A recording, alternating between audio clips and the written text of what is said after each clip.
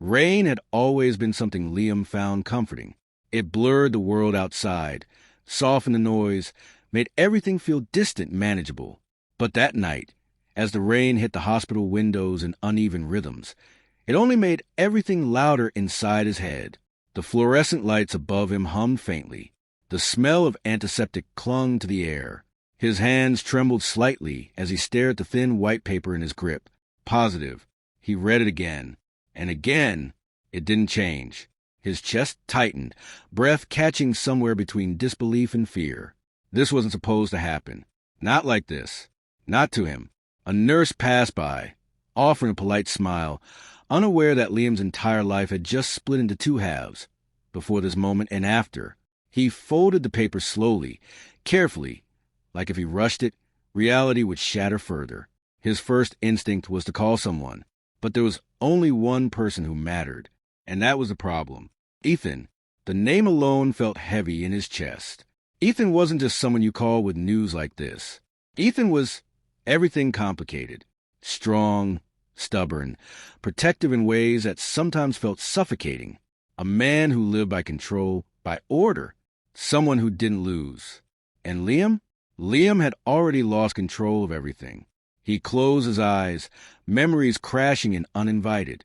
The first time they met, it wasn't romantic. It wasn't even nice. Ethan had been cold, distant, the kind of man who didn't bother remembering names. But somehow, he remembered Liam's. Then came the arguments, the tension, the silence that always lasted too long. And somewhere between all that came something neither of them fully understood. Something real. But real didn't mean safe. Liam stepped out into the rain, without opening his umbrella. Cold drops soaked through his clothes instantly, but he didn't stop walking. His mind raced ahead of him, already building walls, already planning escape routes. Because he knew Ethan, and he knew this wouldn't end simply. 2 weeks passed. Liam disappeared. Not dramatically, not loudly, just quietly gone.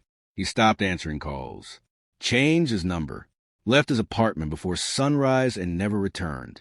The landlord assumed he'd moved out. Neighbors barely noticed. To the world, Liam became another forgettable absence. But for Ethan, it was anything but forgettable. Ethan stood in Liam's empty apartment, jaw clenched so tight it hurt.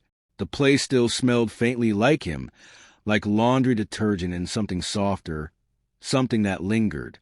"Where did you go?" he muttered, voice low, almost dangerous. There were no signs of struggle, no clues, just gone. Ethan wasn't used to losing control. But this wasn't just loss. This was abandonment. And it burned. Miles away, in a quiet coastal town where nobody asked questions, Liam started over. A small rented house. A part-time job at a bookstore. A new name he barely responded to.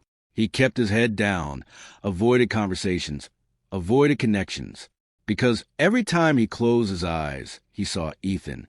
Every time he touched his stomach, fear twisted deeper. Weeks turned into months. And slowly, undeniably, his body began to change.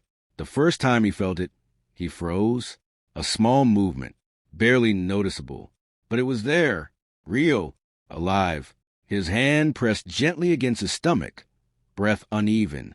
"I'm here," he whispered, voice trembling, unsure if he was comforting the child or himself. Loneliness wrapped around him like a second skin. There were days he almost broke. Days he wanted to call Ethan. Days he stared at his phone for hours, thumb hovering over a number he had memorized but refused to dial. Because deep down he knew, if Ethan found him, nothing would stay the same. Winter arrived quietly. The town grew colder, quieter. Snow replaced rain, covering everything in silence. Liam sat by the window one evening, wrapped in a blanket, watching the world turn white. His reflection stared back at him in the glass.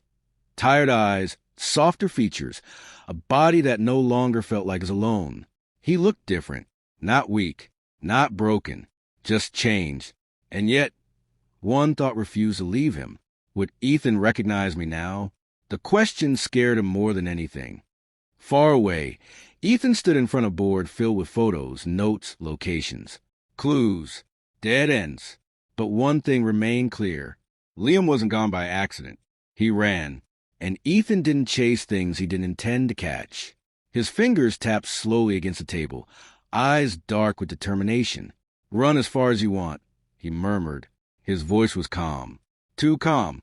I'll still find you." Back in the quiet town, Liam stepped outside for fresh air, pulling his coat tighter around him. The cold bit his skin, but it helped clear his thoughts. For a moment, everything felt still, peaceful, but something deep inside him stirred uneasily, like a warning, like something inevitable getting closer. He looked around, heart suddenly racing for no clear reason. The street was empty. The wind whispered softly. Nothing seemed wrong. And yet, he couldn't shake the feeling. Somewhere, somehow, Ethan was getting closer. And when he found him, Liam knew one thing for certain. He wouldn't be able to run again. The feeling didn't leave Liam. Days passed, but that quiet uneasiness stayed under his skin, like a shadow that refused to disappear. He tried to ignore it, focused on small things, routine things, arranging books at the store, cooking simple meals, sitting by the window, watching the ocean breathe in and out. But peace never lasted long, because deep down, he knew. Ethan never gave up. It happened on an ordinary morning. No storm, no warning, just a knock on the door.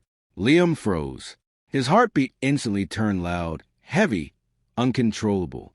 The sound echoed in his ears as he stood there, staring at the door like it might disappear if he didn't move.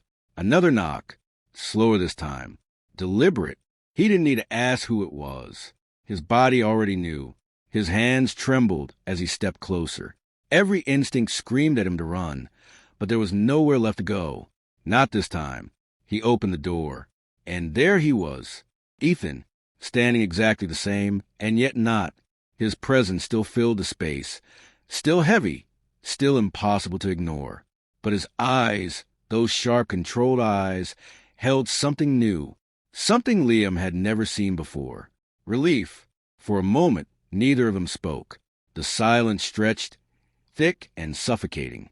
Ethan's gaze moved slowly over Liam, taking in every change, the softer frame, the guarded posture, the truth that Liam had been hiding. And then his eyes dropped to Liam's stomach. Everything stopped. The world, the air, time itself. Ethan's expression shifted, not into anger, not into confusion, but something deeper, something raw. "You ran," Ethan finally said, voice low, steady but not cold. Liam swallowed hard. "I had to." "No." Ethan stepped closer, not aggressive, but firm. "You chose to." The words hit harder than anything else. Liam's eyes burned, but he refused to look away. "You wouldn't understand." "Then explain." The simplicity of that answer broke something inside him, because Ethan wasn't shouting, wasn't forcing. He was asking, and that was new. Liam shook his head, voice shaking. "You control everything, Ethan. You decide everything. I didn't want this." His hand instinctively moved to his stomach, to become something you control too. Ethan's jaw tightened, but he didn't interrupt. "I was scared," Liam admitted, the truth spilling out faster now. "Not of this, but of you, of what you'd do, of what you'd expect." Silence followed. Heavy, real. Then Ethan exhaled slowly, like he'd been holding something in for months. "I looked for you everywhere," he said quietly. "Every place you could have gone. Every person you might have trusted." Liam's chest tightened. "I thought you were hurt. Or worse." Ethan's voice lowered. "Do you have any idea what that does to someone?" Liam's defenses cracked, because this wasn't anger. This was pain. They stood there for what felt like forever. Two people who had never learned how to say the right things, finally standing with nothing left to hide. Ethan stepped closer again, but this time, slower, careful, like approaching something fragile. "Why didn't you tell me?" he asked. Liam looked down, voice barely above a whisper. "Because I didn't know if you'd stay or if you'd just take over." Ethan was quiet for a long moment. Then he did something Liam never expected. He knelt, right there, in front of him. Liam's breath caught. Ethan's hand hovered for a second before gently resting against Liam's stomach. Not possessive, not forceful, just there, warm, steady, I don't control this, Ethan said softly. And I don't control you. Liam stared at him, stunned. I should have said that before, Ethan continued. I should have been better before.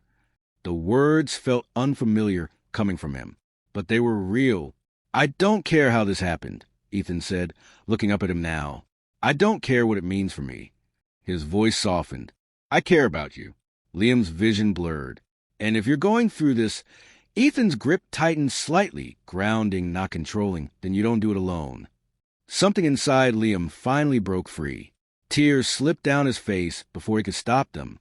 Months of fear, loneliness, silence, all collapsing at once. You scared me, Liam whispered. I know, Ethan replied. And you still do. Ethan didn't argue. Then let me fix that, he said. The days after weren't perfect. They argued. They struggled. They learned. Because love, real love, wasn't about sudden change. It was about choosing each other again and again, even when it was hard. Ethan didn't try to control things anymore. He listened more, stayed quieter, showed up in small ways, cooking meals, sitting beside Liam during sleepless nights, learning what it meant to care without overpowering. And Liam slowly stopped running. He started trusting, started believing that maybe this could be something safe, something real. Months later, the rain returned. But this time, it didn't feel heavy. Liam stood by the hospital window again, but everything was different now. Ethan stood beside him, close, not overwhelming. Just there, a quiet strength, a steady presence. A small cry broke the silence. Liam's breath hitched as the nurse placed a newborn in his arms. Tiny, warm, alive. His hands trembled, but this time not from fear, from something deeper, something overwhelming. Ethan leaned closer, his voice softer than Liam had ever heard it.